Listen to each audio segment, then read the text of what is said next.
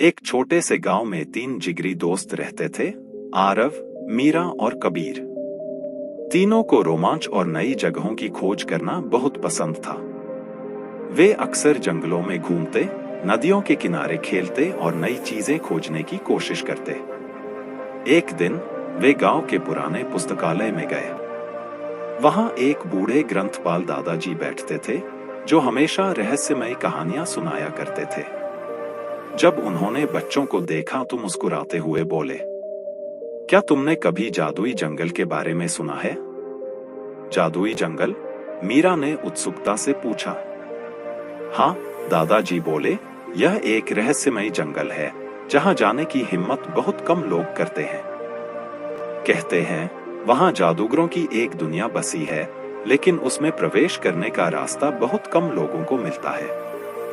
आरव की आंखें चमक उठी। हमें वहां जाना है।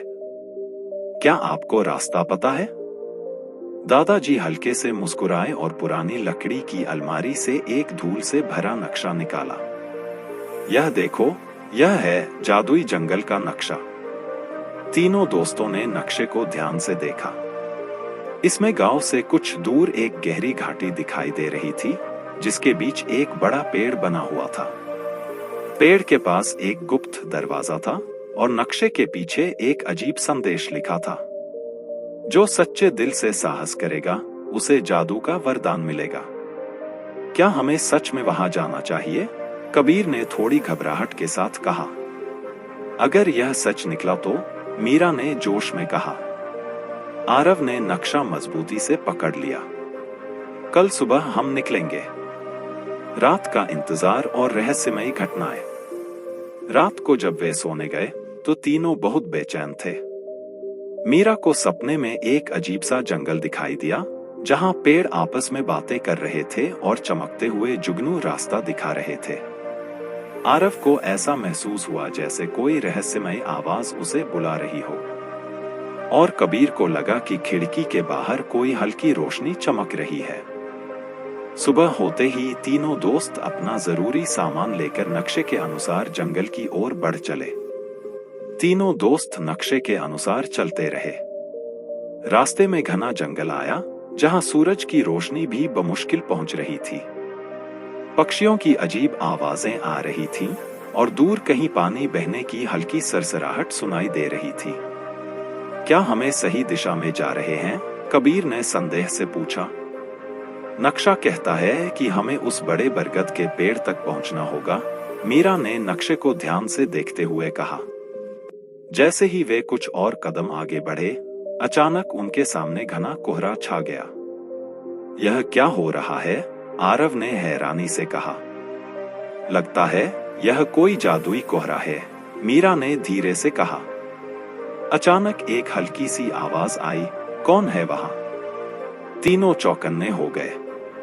उन्होंने चारों तरफ देखा, लेकिन वहां कोई नहीं था। तभी कोहरे के बीच से एक छोटा सा प्राणी बाहर निकला। वह एक नन्हा एल्फ था, जिसकी आंखें चमक रही थीं और सिर पर एक छोटी टोपी थी। तुम लोग यहाँ क्या कर रहे हो? एल्फ ने पूछा। आरव ने झिझकते हुए कहा, हम जादुई जंगल की खोज करने आए हैं। एल्फ ने मुस्कुराते हुए कहा, अगर तुम इस जंगल में आगे बढ़ना चाहते हो, तो तुम्हें मेरी एक पहेली का सही जवाब देना होगा। पहेली? कबीर ने हैरानी से कहा। हाँ, एल्फ ने कहा और पहेली पूछी। मैं बिना पंखों के उड़ता हूँ, बिना मुंह के बोलता हूँ, बिना आंखों के रोता हूँ। मैं क्या हूँ? तीनों दोस्तों ने सोच में पड़ गए। मीरा ने सबसे पहले अंदाजा लगाया, कोई जादुई जीव? नहीं, एल्फ हंसकर बोला। आरव ने कहा, कोई रहस्यमयी शक्ति? गलत जवाब, एल्फ बोला। कबीर ने कुछ देर सोचा और फिर बोला, यह तो हवा है। एल्फ खुशी से कूद पड़ा, बिल्कुल सही। तुम लोग वास्तव में बुद्धिमान हो। अब तुम इस जंगल में आगे बढ़ सकते हो। जैसे ही एल्फ ने इशारा किया, कोहरा अचानक गायब हो गया और उनके सामने एक जादुई रास्ता खुल गया। चलो देखते हैं आगे क्या होता है, मीरा उत्साह से बोली।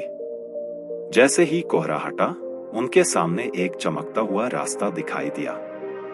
यह रास्ता सुनहरी रेत से बना था और हल्की रोशनी में चमक रहा था। चारों ओर ऊंचे ऊंचे पेड़ थे, जिनकी पत्तियां नीली और बैंगनी रंग की थी। पेड़ों से मीठी खुशबू आ रही थी और कहीं कहीं तितलियां चमकती हुई उड़ रही थी। यह तो किसी सपने जैसा है, मीरा ने आश्चर्य से कहा। हाँ, लेकिन हमें सतर्क रहना चाहिए। यह जादुई जगह है और यहाँ कुछ भी हो सकता है, आरव ने चौकन्ने होकर कहा। तीनों दोस्त आगे बढ़े। अचानक उन्होंने देखा कि रास्ते के किनारे एक छोटा सा तालाब था, जिसमें पानी बिल्कुल पारदर्शी था। जैसे ही उन्होंने उसमें झांका, पानी में उनके प्रतिबिंब दिखने लगे, लेकिन उनके प्रतिबिंब उन्हें देखकर मुस्कुरा रहे थे, जबकि वे खुद बिल्कुल शांत खड़े थे। यह क्या हो रहा है? कबीर ने घबराते हुए कहा। लगता है यह कोई जादुई तालाब है, मीरा ने धीरे से कहा। तभी तालाब के बीच से एक बुलबुला उठा और उसमें से एक आवाज आई। अगर आगे बढ़ना है तो सच बोलकर दिखाओ। सच? आरव ने आश्चर्य से कहा। हाँ, तालाब की आवाज फिर आई। तुम्हें अपनी सबसे गहरी सच्चाई बतानी होगी। अगर तुम झूठ बोले तो यह जंगल तुम्हें भटका देगा। तीनों दोस्तों ने एक दूसरे की ओर देखा। आरव ने सबसे पहले हिम्मत दिखाई और कहा, मुझे डर था कि मैं इस यात्रा में सफल नहीं हो पाऊंगा, लेकिन अब मुझे लगता है कि मैं हिम्मत से काम ले सकता हूं। तालाब की सतह हल्की सी चमक उठी। फिर मीरा ने कहा, मुझे हमेशा लगता था कि मैं कमजोर हूं, लेकिन अब मुझे एहसास हो रहा है कि असली ताकत आत्मविश्वास में होती है। तालाब की चमक और तेज हो गई। अंत में कबीर ने कहा, मुझे हमेशा अंधेरे से डर लगता था, लेकिन अब मुझे लग रहा है कि अंधेरा भी तब तक डरावना होता है जब तक हम उसे पहचानते नहीं। जैसे ही कबीर ने अपनी सच्चाई बताई, तालाब से एक सुंदर नीलम जैसा पत्थर निकला और हवा में तैरने लगा। तुमने सच्चाई को स्वीकार किया, इसलिए यह जादुई पत्थर तुम्हारे लिए है। यह तुम्हें मुश्किल समय में रास्ता दिखाएगा। आरव ने वह पत्थर उठा लिया और अचानक सामने का रास्ता और स्पष्ट हो गया। चलो, अब हम इस जंगल की असली जादुई दुनिया की ओर बढ़ सकते हैं, मीरा ने उत्साह से कहा। तीनों दोस्तों ने अपने साहस और सच्चाई की ताकत के साथ आगे बढ़ने का फैसला किया।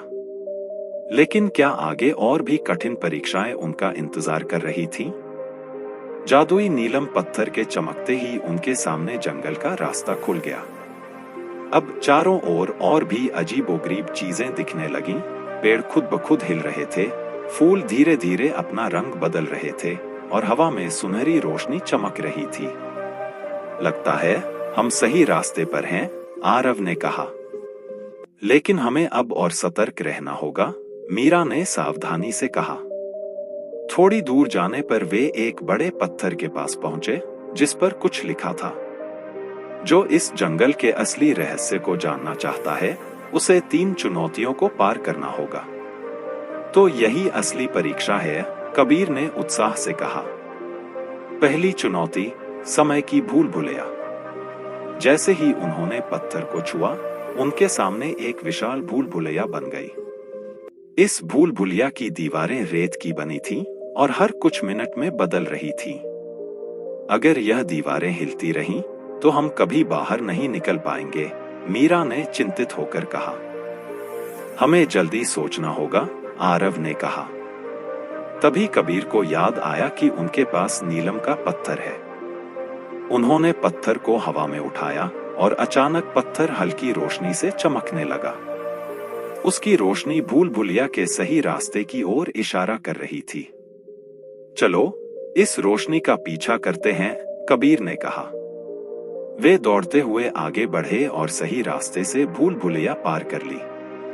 दूसरी चुनौती, जादुई पुल। भूल भुलैया से निकलते ही वे एक नदी के पास पहुंचे। नदी के दोनों ओर कोई पुल नहीं था, लेकिन जैसे ही वे आगे बढ़े, एक रहस्यमयी आवाज आई। अगर तुम इस पुल को पार करना चाहते हो, तो तुम्हें हवा पर चलना होगा। हवा पर चलना, आरव ने हैरानी से कहा। मीरा ने सोचा और फिर बोली, शायद हमें अपनी सोच बदलनी होगी। यह जादुई जंगल है, यहाँ चीजें हमेशा वैसी नहीं होती जैसी दिखती हैं। मीरा ने हिम्मत करके पहला कदम बढ़ाया और जैसे ही उसने विश्वास किया, पानी के ऊपर एक अदृश्य पुल बन गया। अरे, यह तो विश्वास की परीक्षा थी, कबीर ने कहा।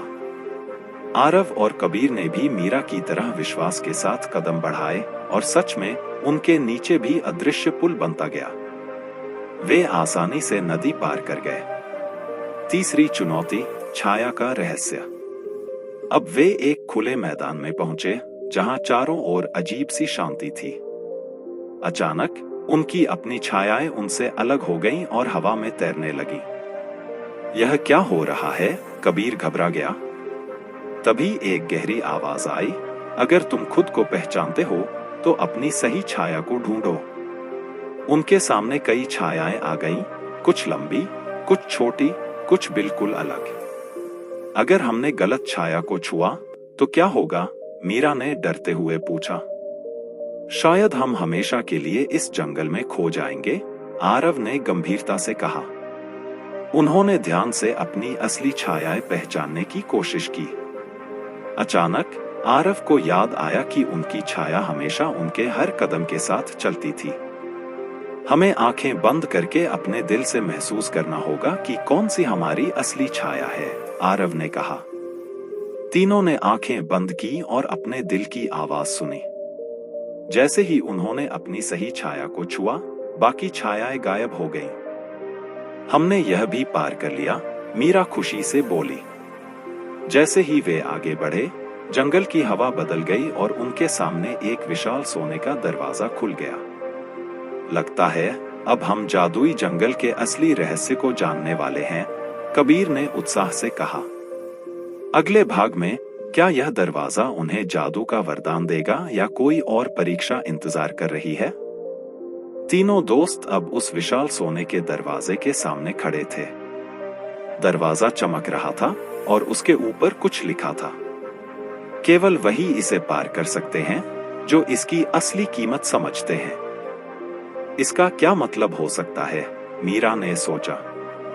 हमें कुछ करना होगा ताकि यह दरवाजा खुले, आरव ने कहा। तभी नीलम पत्थर फिर से चमकने लगा। उसकी रोशनी दरवाजे पर पड़ते ही दरवाजा धीरे धीरे खुलने लगा। अंदर एक सुंदर महल जैसा स्थान था, जहां हर चीज सुनहरी चमक लिए थी। वहां चारों ओर फूल झूम रहे थे और हवा में मीठी धुन बज रही थी। वाह, यह जगह तो किसी जादू की दुनिया जैसी है, कबीर ने हैरानी से कहा। जंगल का राजा और जादू का सबसे बड़ा वरदान। जैसे ही वे अंदर पहुंचे, उनके सामने एक बड़े सिंहासन पर एक रहस्यमय चमकता हुआ प्रकाश उभरने लगा। धीरे धीरे वह प्रकाश एक बूढ़े लेकिन शक्तिशाली जादूगर में बदल गया। उनकी लंबी सफेद दाढ़ी थी और उनकी आंखों में अपार ज्ञान झलक रहा था। स्वागत है, निडर खोजियों, जादूगर ने कहा। आप कौन हैं? आरव ने पूछा। मैं इस जादुई जंगल का रक्षक हूं। सदियों से मैं सिर्फ उन लोगों का इंतजार कर रहा था जो सच्चाई, साहस और विश्वास की परीक्षा पास कर सके। तो क्या अब हमें कोई इनाम मिलेगा? कबीर ने उत्साह से पूछा। जादूगर हंसे और बोले, हाँ, लेकिन वह इनाम सिर्फ एक जादुई वस्तु नहीं है। उन्होंने हवा में हाथ घुमाया और अचानक 3 चमकते हुए गोलाकार रत्न उनके सामने आ गए, एक लाल, एक नीला और एक हरा। यह रहे तुम्हारे 3 वरदान, जादूगर ने कहा। पहला वरदान, लाल रत्न, जब भी तुम हिम्मत हारोगे, यह तुम्हें शक्ति देगा। दूसरा वरदान, नीला रत्न, जब भी तुम्हें अंधेरे में रास्ता नहीं दिखेगा, यह तुम्हें रोशनी देगा। तीसरा वरदान, हरा रत्न, जब भी तुम खुद पर विश्वास खो दोगे, यह तुम्हें तुम्हारी असली ताकत याद दिलाएगा। ये तो बहुत अद्भुत हैं, मीरा ने खुशी से कहा। लेकिन याद रखो, जादूगर ने कहा, सबसे बड़ा जादू इन पत्थरों में नहीं, तुम्हारे अपने दिल और दिमाग में है।